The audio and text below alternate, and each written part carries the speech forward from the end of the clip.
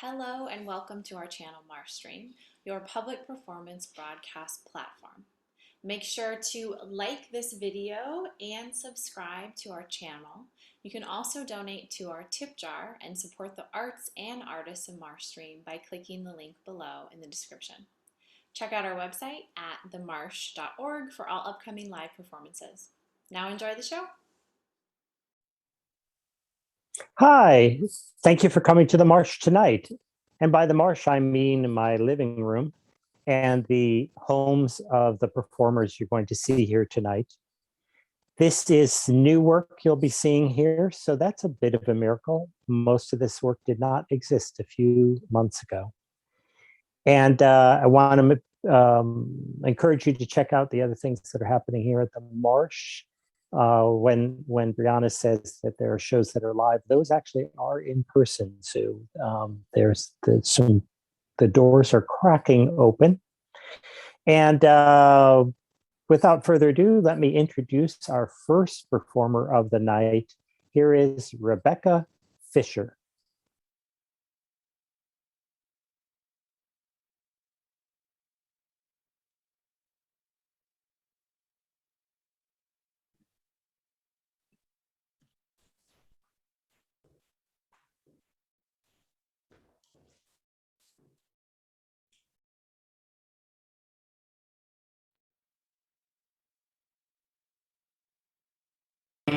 Waltzing Matilda,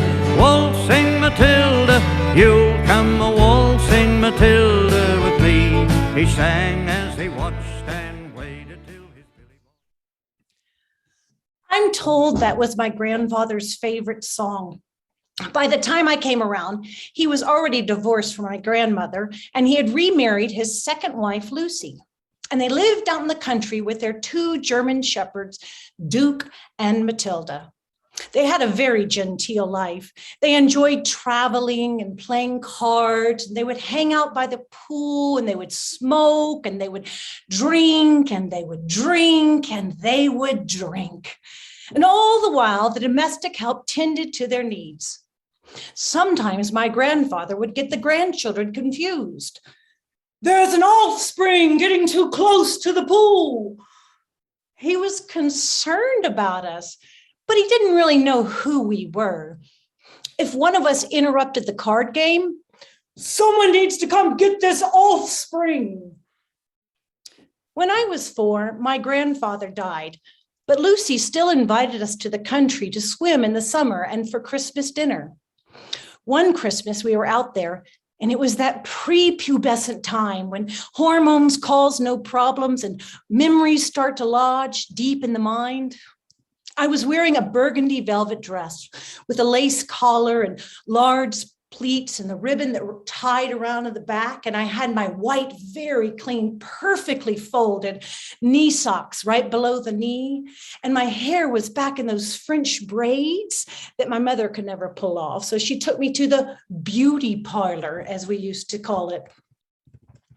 Lucy always gave extravagant gifts, and that particular year, she gave me a Cocker Spaniel puppy. He was the most beautiful dog. He was the highest bred, and he had this light blonde hair and these little curls on his long ears, and his breath, it smells so good. Rebecca, that's puppy breath. It doesn't last long. Oh, Lucy, thank you so much. You're welcome, darling. Now, Lucy's smile was never that big, almost like she'd had Botox, but it wasn't on account of Botox. It was on the account that the muscles weren't used all that often. She had a short neck and these rounded shoulders, and she would sit on the velvet couch and always wore the expensive silk dresses that hid her pear-shaped body. Cocker Spaniels used to be hunting dogs, but they're good with children. You and your brother will have fun with him. Oh, yes, I think so. Although she wasn't all that warm to people, she had a warmth for dogs that lived with her.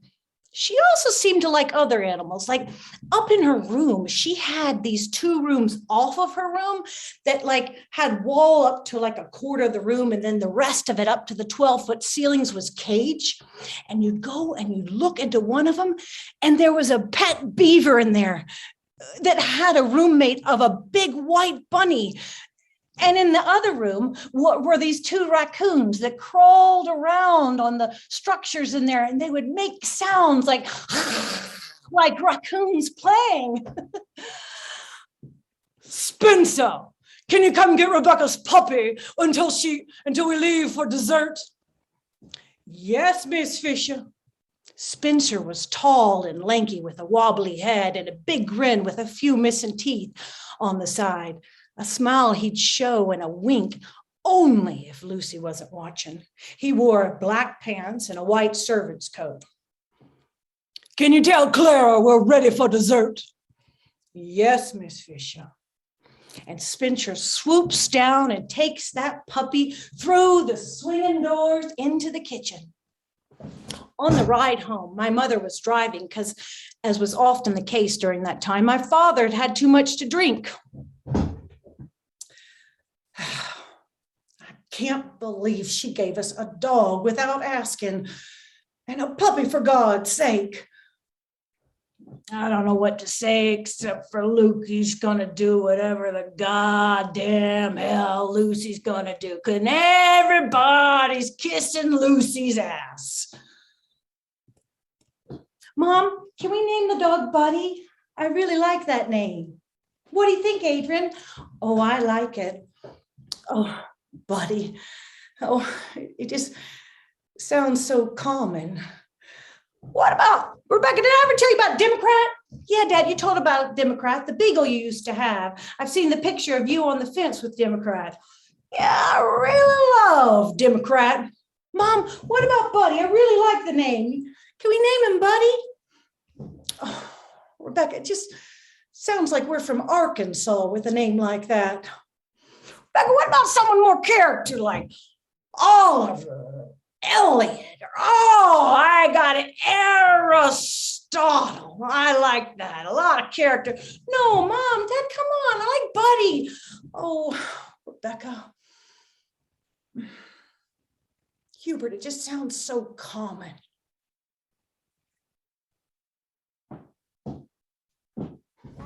Dog. Guess a walking bird dog. If you don't know how to do it, I'll show you how to walk the dog. Come on now. Have you ever heard of Puppy Spot? Puppyspot.com. It has over like 3,000 puppies for sale, and some of them are as young as 4 weeks old, and they all have a name like Dixie and Porter and Hank, and they're sitting on blankets and outside on the green grass, and they have bows in their heads, and one of them even has a little red bow tie. And they have every kind of doodle you could imagine. I actually wrote them down. They have golden doodles and labradoodles and Burmese doodles and Aussie doodles and Maltipoos and Pompapoos, because hyperallergenic non-shedding dogs. Hello. Besides, who needs extra hair around the house during a pandemic? But you know, as much as these have their pluses, I really want a lab. We already have a small dog and 2 cats, and I've thought about smaller creatures to, but you know, we've already tried guinea pigs, which ended terribly. And lizards, well, they're actually just the most boring creatures you could ever imagine. But it turns out that you could actually return a lizard with no receipt. He just wasn't working for us. That's okay, we'll take him back. Hey, good luck with your next owner. But you know what? Excuse me. The thing is, I just have my heart set on the lab, and a lot of the dogs, the labs on this page, they're identified as champion bloodline. That's exactly the kind of influence we need here. I mean, it's totally captured my intuition, my imagination, or maybe it's my ambition. I mean, labs just sort of emote family, right? I mean, if you see a family walking with a lab, you think, there's a family, right? And I even think there's a high functioning family, right? And that's what I want to be. Maybe it's how my dad felt when he wanted that bigger house, all the potential it held, more space, more yard, more success. I also think it would be really good for my younger son. Joe, I really think Fred needs a new dog. Can I just eat breakfast before we talk about this? Yeah, sure. Yeah, I just couldn't stop thinking about it all night. Just like kept going in my mind. Big dog, big dog. A big dog. I think that's what he needs. Yeah. But wait, don't we already have a dog? Yeah, Stuart. Yeah, but he's not really a dog. Well, don't tell Stuart that. Well, I mean, he's not. I mean, he really isn't. I mean, he's a rescue. And he's all of like less than 9 pounds. And he's like a terrier meets miniature poodle. We're waiting for his DNA results to come back from Embark any day now. Be very curious. But, you know, he's really cute. He's very cute. Like, in fact, people stop us when I'm walking down the street with him. And they're like, he's so cute. Like, I know. I mean, I almost thought he could be a movie star, like get an agent. But you know what? His constitution is not suited for such a career.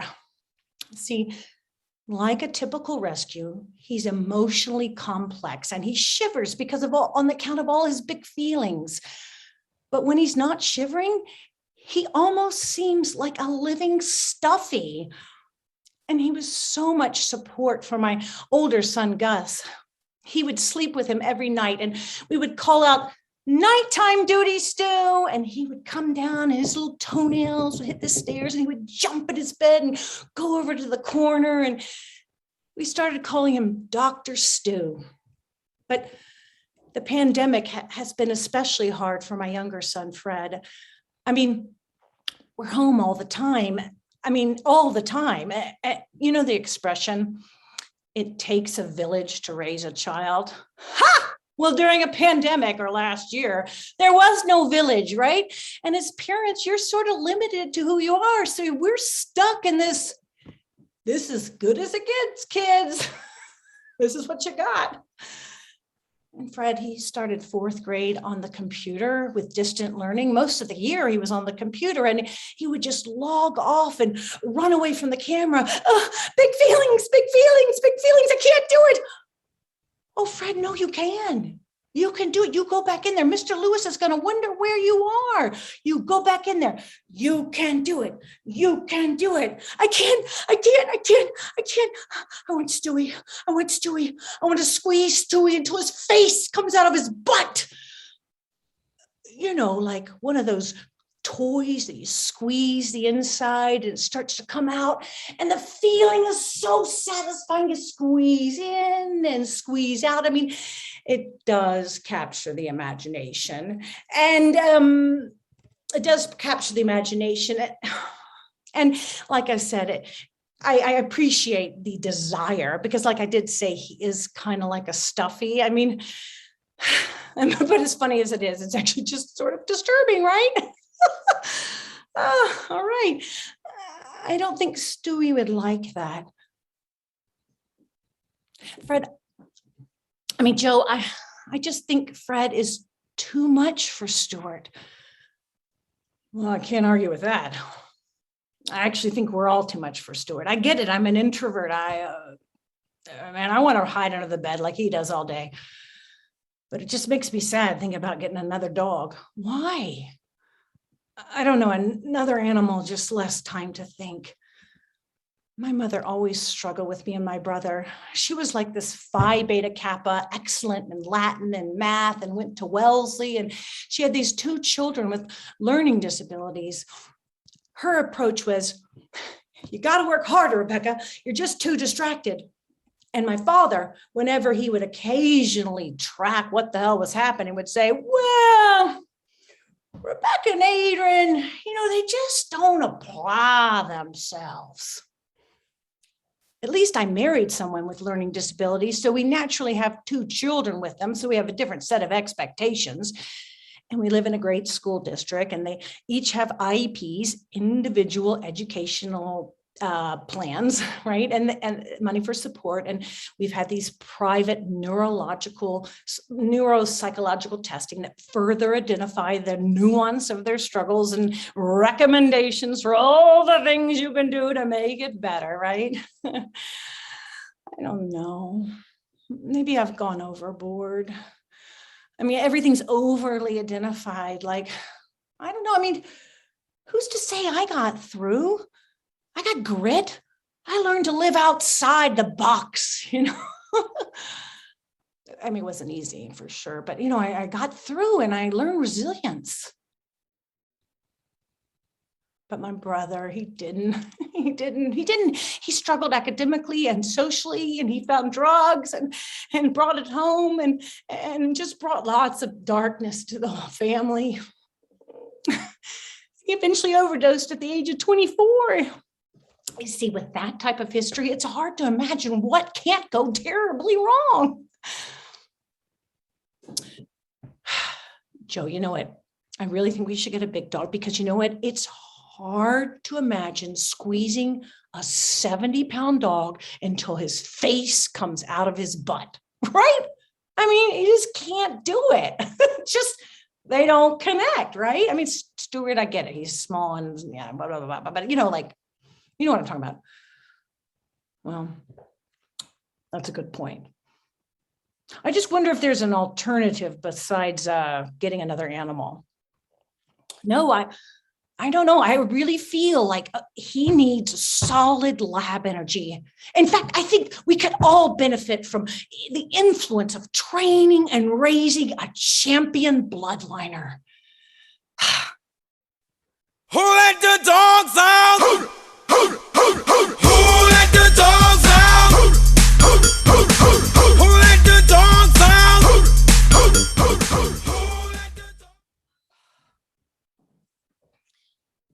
We brought Buddy back to our house on McLean, which was a busy street. And one day my mom and I came home and Buddy's lying on the front porch with a bloody nose. Mama, what's wrong with him? Hubert must have forgotten to put him back in before he left. Do you think he's going to be okay? That evening, my father comes into my room and I could tell he'd been drinking. Rebecca, I need to talk to you. Buddy died of internal bleeding. It was so confusing to me because he looked okay on the outside, but he was dying on the inside. And it's hard to lose a dog, Rebecca. Do you want to talk about it?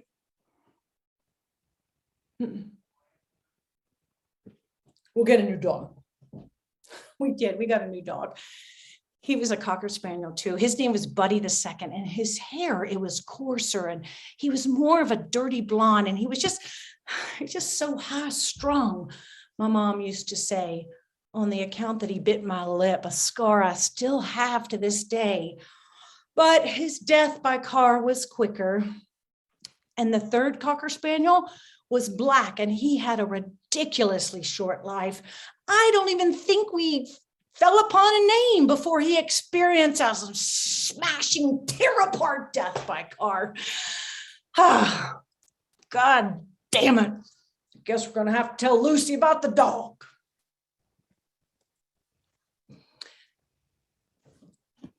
The year I went to 6th grade, we switched houses with my Aunt Kathy. Who does that? We did, because see, she was getting a divorce and downsizing, and my father wanted that house because it was a bigger house, and it was actually the house that he once went to school. He attended when he was in kindergarten. At one point, it was a dental fraternity. A family hadn't lived in there for a few years, and it needed a lot of work, but it was grand, with its columns and little balcony and set prominently on Central Avenue, a part of town that a lot of people left in the 70s on the count of white flight. But in the 80s, the big houses were being rediscovered, their genteel pasts being fostered again, and my father wanted to be a part of that. His big project through the years was the yard. And he worked with this woman named Frances Thompson. She wore these preppy suits from Papagallo that were really bright colored and buttoned down Oxfords and these little heeled shoes. And she'd come to the door. Hello, Rebecca. Is your father there? Tell him Frances Thompson is here to see him. And he'd come down the large banister staircase wearing his work pants and his Oxford shirt and his dark burgundy penny loafers. And they would walk around the yard, his tall, balding head and her slightly blue, perfectly styled hair. And they made plans to fix up the shed to match the house and build a gazebo. And they planted lots of trees and plants and a new deck and a new fence. It was his great joy to look out from the floor to ceiling windows and imagine what would be next. Emily, I think we ought to get a new dog. We got this big yard and nice fence. Oh, gosh, Hubert, I don't know, a dog is just so much work. We got enough going on. Mama, please. You know, Rebecca, did I ever tell you about Democrat? Yeah, Dad, you told me about Democrat. I've heard about him a lot of times. The Beagle. Why don't we get a Beagle? There was such hope in getting that new dog in the new house. And he was like 8 weeks old and his name was Theodore. He probably ran away by like within the month. I mean, he wasn't there that long. And a little part of my heart broke more completely because I realized maybe we weren't just meant to have any dogs, right? You know, Emily, Beagle's got a nose for trouble. Why don't we get a golden retriever? Oliver. Now, Oliver actually stayed around for almost a year. And the longer we had him, my father would give him more names. Oliver, Albert, Elliot, Plato, Fleabag, Fisher the Fourth. All my friends knew that dog's name. And even my kids know that dog's name because who could forget it, right? But I have no memory of my connection to Oliver. I was also at that age of being very distracted by middle school, and eventually I too got kicked out. And by the time I was in 9th grade, my own troubles. But Adrian, he would have been in elementary school and had very little social success. He spent most of his days when he wasn't at school watching TV all day, all night, and all weekend. He watched the Three Stooges, the Andy Griffith Show, and Scooby-Doo. I wonder what his memories of those dogs were, Theodore and Oliver, before they ran away. He would have wanted their company more than me. I was too much with my friends and stuff. Of course, running away sounds so romantic, right? I thought that forever, actually. My husband was the one that said, "What do you mean they ran away?" "Oh, yeah, I don't know. They just ran away." That sounds promising. "You mean they got lost?" They got lost. "Oh, yeah." Duh, they got lost. God, what planet do I live on? They got lost. Maybe they got hit by a car. Who knows? Who the fuck? Run away. I like that story. But you know, this was the 80s and things were a lot harder for a dog back then. It just was a different time. How much is that doggy in the window? The one with the waggly tail. How much is that doggy in the window?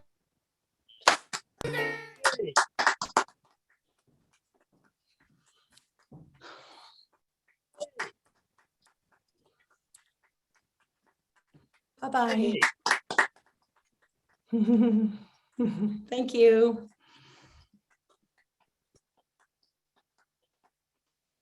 That's great.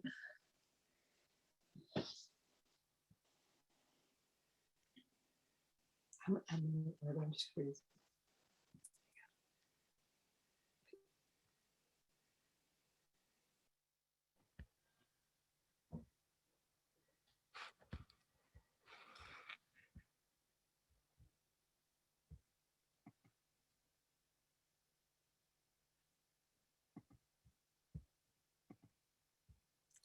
Hello, everyone.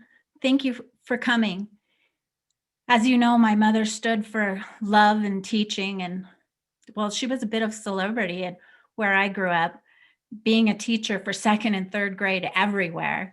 Kids would just run up to her and yell, Mrs. Gettinger, Mrs. Gettinger, and they'd throw their arms around her. And I was like, hey, kid, back it up. That's my mom. That's for me to take for granted. You don't see me running up and hugging your mother. Back off. I was jealous. I am 21, a new mother of Stephanie Ann, who's 6 months old, named after my mom, and I'm trying so hard not to lose it. Snot bubbles during my mother's eulogy is not a look I'm going for. I don't cry pretty. I'm a vehement crier. Go big or go home. It doesn't help that my mother's body is 10 feet away, and my father and I had made the arrangements, and he respected my request that we have a closed casket, but then he second guessed himself and he was worried about what people would think. And so a few hours before the funeral, he arranged for it to be open casket and to do whatever it is they do with bodies. I'm quite clear it is my mother's body that she left behind. Her soul is gone and she's no longer suffering. That body is not my mother. People who do go up to the casket say it looks nothing like my mother. Her hair was done strangely, her makeup unrecognizable. The mortuary business freaks me out.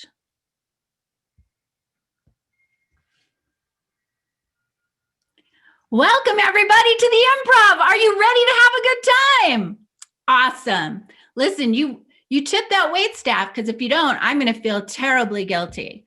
I was raised Catholic, and I'm still getting out from the tremendous burden of guilt and shame. I'm a cradle Catholic, which means from the moment I was born, I've been doing it the Catholic way. Got my original sin washed away, just within a few days of my birth. Received all the sacraments in a timely manner. First Holy Confession, First Holy Communion, Confirmation, which is the adult commitment to decide to be Catholic while your parents force you through the ritual of confirmation. Let's see, the sacrament of marriage. I married a good Catholic boy when I was 18, so I could have sex whenever I wanted. Of course, I was wildly in love, but the sex was a great signing bonus. You see, as Catholics, we learn to repress our guilt and stuff our shame. The cause and effect of this very unhealthy way of being is everybody gaslights everybody, because none of us know how to honestly process anything. Catch my husband in flagrant delicto with a 17-year-old employee, stuff it down. Choke on the Catholic Church's subordination of women, oh, stuff it down. Hit my 30s in full Aphrodite glory, stuff it down. After 21 years of marriage, we got a divorce. And my husband, who was a very generous church donator, was able to get our 21-year Catholic marriage annulled. This marriage has never existed due to defect of consent. Hold on. What about the premarital 6 weeks of Catholic counseling we attended? Never existed. Hold on. The wedding photos and the wedding reception with 300 guests? Never existed. Our 3 children? Never exist. Oh, well, of course they exist. And this annulment is no reflection on them, but their parents' marriage never existed. Gaslight City.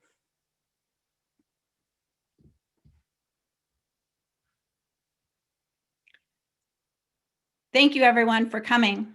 We are all here unexpectedly. I want you to remember my father as you knew him, not under this one desperate act. I love my father and what his life has stood for. We cannot know how much pain he was in to take his own life. I'm here to remind you, Paul David Gettinger was an amazing man, and he was my dad. I'm 33 years old. My father has committed suicide completely out of the blue. Turns out his depression medication was changed from Prozac to Paxil without him being properly monitored, and blammo, literal blammo.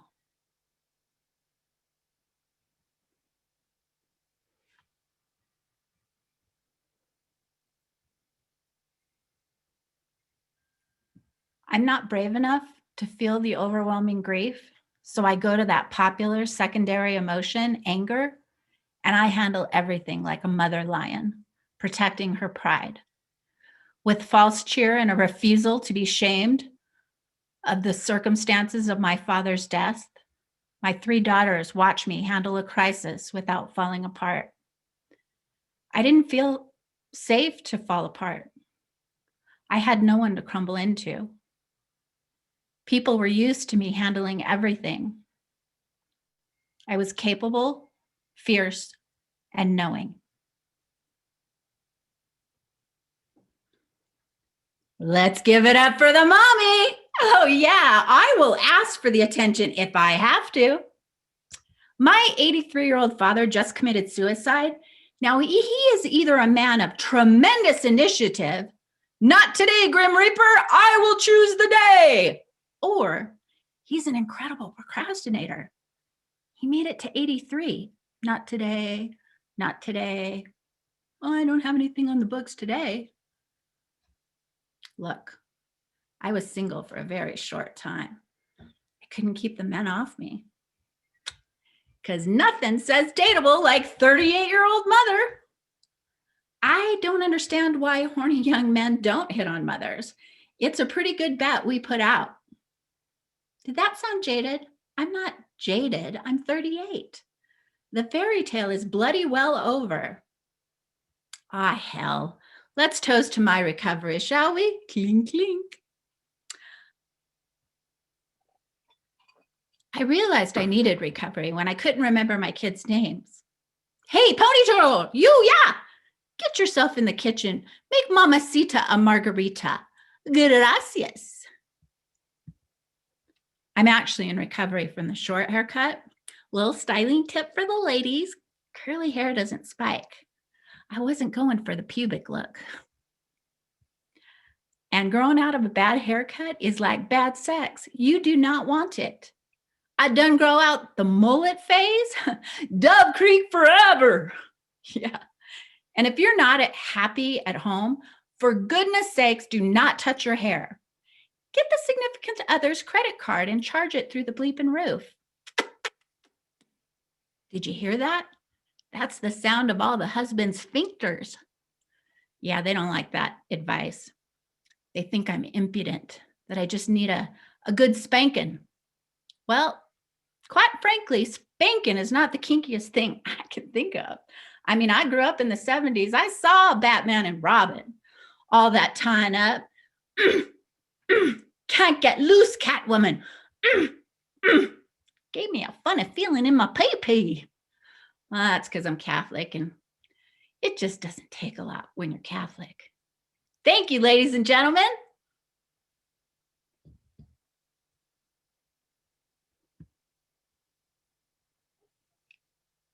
My 33-year-old daughter, Stephanie Ann, is calm and open-hearted. Thank you, everyone, for being here. If you knew my father, you know he was Mr. In and Out. Started there when he was 16, met my mother, who was also working there, and they fell in love and they got married. A few years later, I was born, and then my sisters, and my dad was a great dad. Much later, he met and fell in love with Heidi and her daughter, Eliza, and we all became a family. I'm wondering if my daughter's going to cry. She seems so grace-filled. Is she stoned? Probably. Catholic services are very long. There is a rosary the night before, the funeral, and the graveside service. I powder my nose at the church before the funeral starts. Going into the church ladies' room, I run into a gaggle of corporate wives that I used to have to corporate travel with. These are the mean, gossipy girls. Hey, I'm a redhead and a stand-up. Hello, ladies. How are y'all? Titter, titter. You can go ahead of us. I cut the line, use the ladies' room, and as I'm washing my hands, I give them something to talk about as I pull out my lipstick. You know, if you're going to be the Scarlet Woman,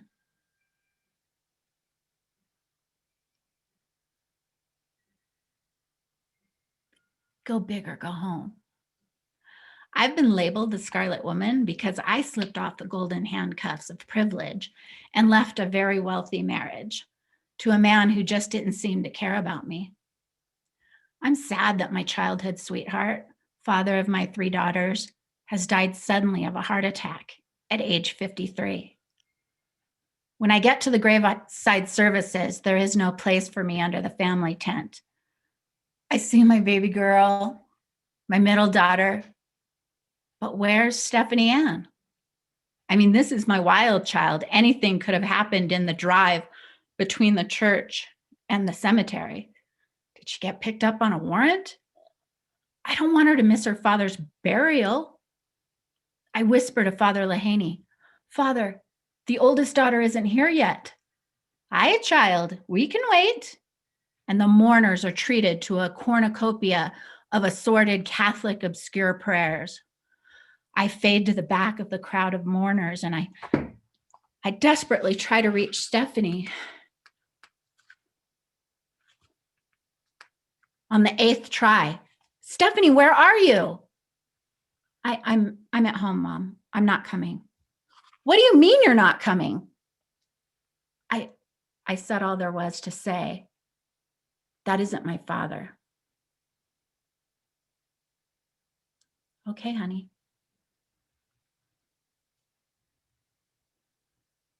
I understand her decision. I've been there twice. Like me, my daughter did not crumble. She stood up and she said goodbye.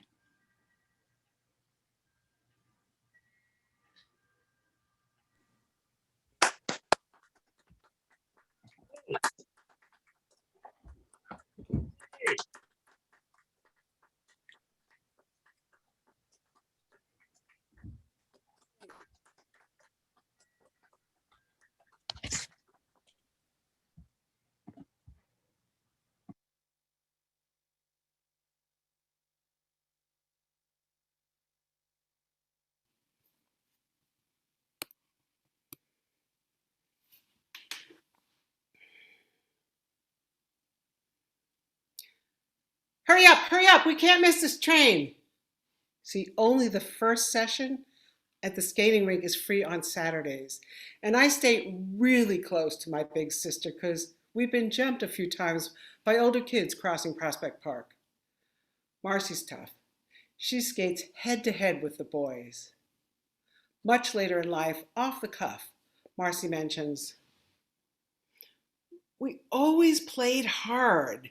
Maybe we wore out our strong bodies. You with the cancer and me with the pain. My sister, deemed disabled by the government before age 18 because of a fused sacrum that would make the pain in her back progressively worse.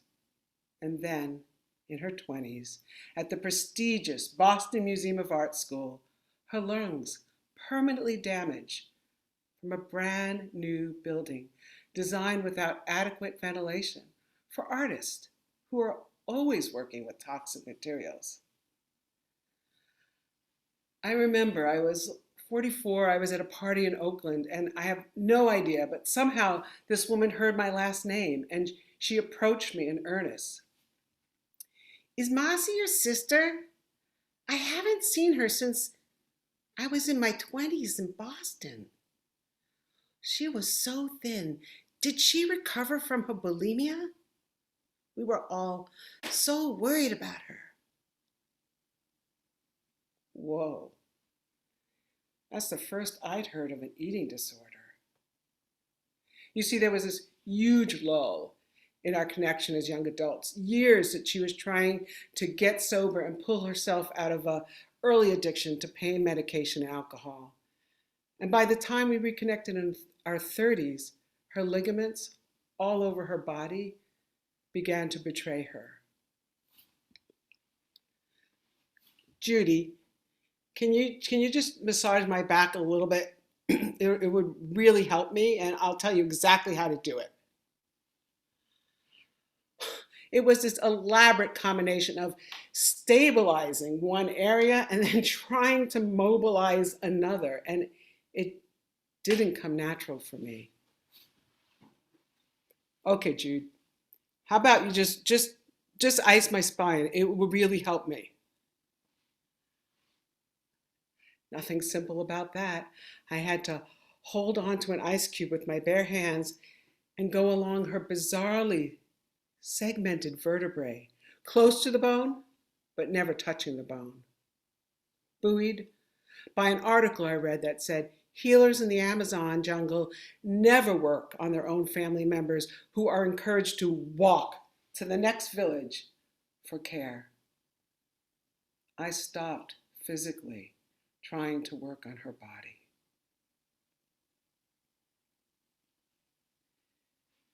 Visiting Marcy in Florida sounds like this. Upon waking, I make sure that I don't go out too early because I don't want to become her hands before I'm ready.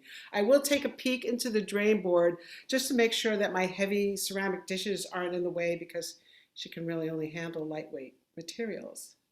So I put out my yoga mat and I do a little stretching, some strengthening, and then we head out before it gets too hot to her beautiful tropical butterfly garden, a canvas she can envision but no longer shape.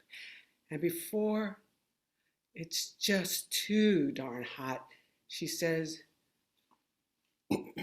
Jubles, can you cut that branch? Now you see where my pointing stick is? Yeah, just above that node.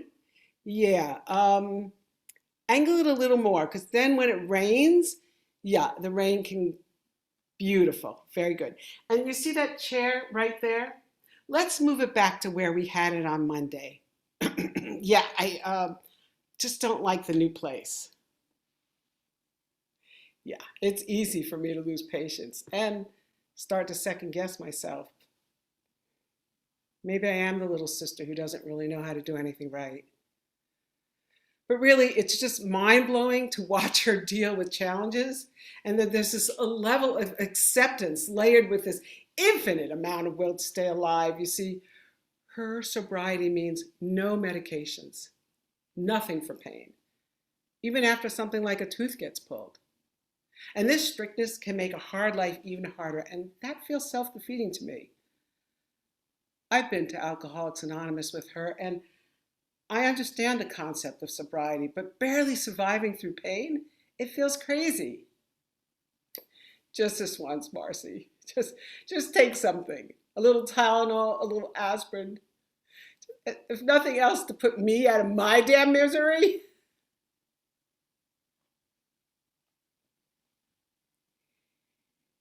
You'd think a person with a bad back was rounded over. But Marcy is tall and erect. In fact, she is unable to bend. Smoke jumper is a person who parachutes into a wildfire. I jump in with 2 feet, at times before I'm even asked. And let me remind you, folks, jumping is not a reversible action. You cannot slow it down or change directions. Truth is, even without fires, I jump because she's in my thinking and calling almost every day. I'm worried that she needs me. I mean, during this pandemic, I am really her only ongoing human contact. She lives alone. Okay, it's noon here, 3 o'clock there. It's early enough. I'm going to give her a call. Sometimes these calls are like meteorites. I'll be in the middle of sharing something that seems really important to me, and all of a sudden she'll say, "Oh, Jude, I can't wait. The pain in my head, the ring in my ears, my voice. Can you call me in an hour? Maybe call me back tomorrow?" And I want to scream. I want to talk even louder. I want to be that annoying little sister. Don't stop me from talking. Don't make me feel like I am too much, and don't make me feel like I did it wrong. Last night, I dreamt that I woke up, and there was no sense to my one and only life. It's very early, so I call Marcy. "Hey, Marcy, I could really use a meditation. Can you lead us in one?" "Sure. Are you where you want to be? Sense your 2 eyes, your 2 ears, your 2 nostrils, 2 lungs. And remember that they work together as one to help you see, hear, smell, and breathe."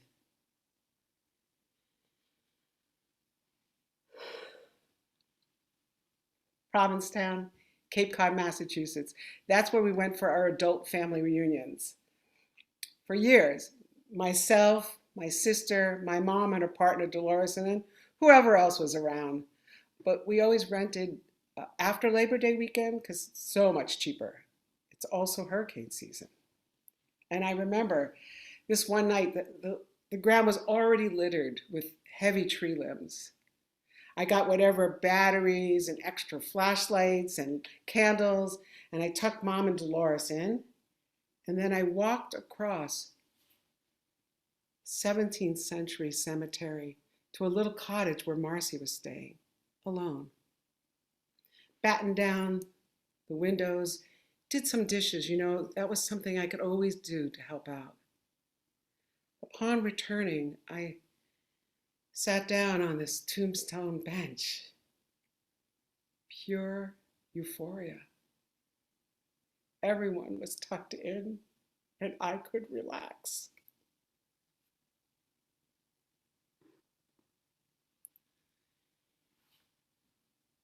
Living in Tucson, Arizona in my early 20s, when caretaking as a possible profession emerged, a friend introduced me to Devorah, and her body was already ravaged by rheumatoid arthritis. In those days, the treatments really didn't work. Soleil began to do chores for her, and one day there was just the 2 of us, and Deborah asked, "I am looking for someone to help me end my life on my 50th birthday. I can't eat, drink, piss, or poop by myself. This is well thought out. Shh, no one else can know." She was right. I fully supported her, and I offered to assist. Remember, it's 1979. She can't even make a phone call by herself. That same year, her aging parents took her to the Jewish nursing home on Yom Kippur to volunteer, and when they held the shofar up to her lips,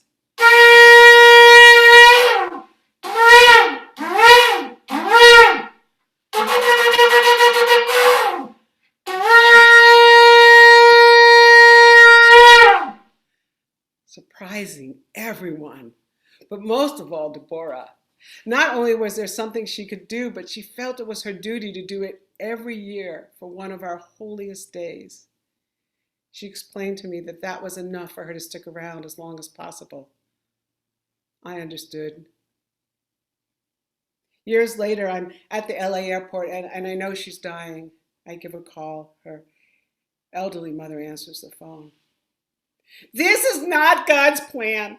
A child does not go before their parents. This is something wrong. Deborah wakes up out of a semi-coma when she hears my voice. Judith, there was never anything to learn. We are born with everything we need. Mighty stretched words for someone that spent her waking hours always trying to be a better human being. But Deborah was the key that allowed me to find my calling, because shortly after that, I was squarely onto the way to physical therapy school. And when I finally graduated, an old lover said to me, "My sweet Judith, you are good, and people will trust you that do not trust others. But if you do not figure out how to separate from their pain, it'll be the end of you." I want to understand more about choosing when to jump, because I want to respond better to the cancer fire brewing inside of me, and because loved ones around me are worried how connected I am to Marcy and how easily my own health gets compromised. This past year, when we're on family Zoom, I'm watching how little muscle Marcy has and the bones protruding along her cheeks, and I just get this tight fist feeling in my chest. You see, 7 years ago, I was diagnosed with multiple myeloma. It's an incurable blood cancer. And I noticed that when I'm on treatment, it's just so much harder for me to want to reach out and take care of anyone else. It's a bit wicked that it took my own health to crumble to curtail my caretaking habits. So these last few years, visits to Florida have shifted.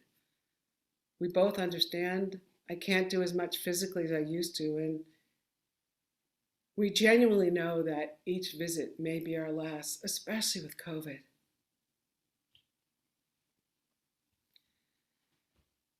There is no one else that can be as committed to her. And my life partner keeps her distance for all good reasons. I know Marcy loves me and depends on me, and I'm afraid if I die before her, how is she going to get along? I mean, it's hard to find consistent help when you've been disabled for so long. And of course, she's particular about letting others help. She wants to be able to have them work with her and not do it for her. I remember this guy, he was moving a plant that he had put in her ground 3 times in different directions. Just doing it repeatedly, not bothered. Not me. I'm the kind of gal that likes to check things off, especially in 95 degrees heat and 90% humidity. Damn it, why does it feel like you're making things harder? Am I missing something because your suffering really is past what I can imagine? And don't you think it's ironic that my very successful career was centered around helping people with chronic pain? And I really can't do that much to decrease her suffering. Marcy responds to sincere questions on how she will get by without me, like this. Oh, Judah Buddha, we are so lucky to have this closeness. So often I hear about other siblings, they don't even speak to each other when a parent is dying. And it's true. It's true. After your cancer diagnosis, I stayed inside and cried for 3 days. A neighbor had to come get me. But I'm ready. I'm ready. You know, in AA, we learn how to stay in the day. And there's a liberation to that. It's not always easy. And I believe the world is imbued with grace, and that allows me to trust how things will play out. I know, sometimes it seems that I'm missing out on support, but your nature is to line everything up tidy and have this feeling of assurance. That's not mine. I will be okay without you. As she says this, I'm thinking to myself, okay, I don't have AA and I don't really have meditation, but I do have this magic that surrounds me and surrounds those clouds of anxiety and apprehension that can come along. And I do believe that when it's necessary, that magic will allow me to let the cards fall and see what image they make as the smoke rises. Marcy and I, we float together, holding on in such different ways to life. When one is gone, there will be an imbalance. But in our own ways, we are both better prepared.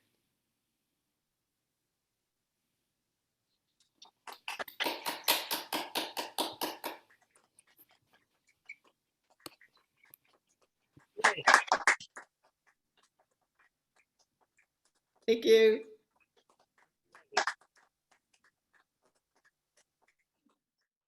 Thank you very much for coming to the Marsh tonight, and thank you to all the performers.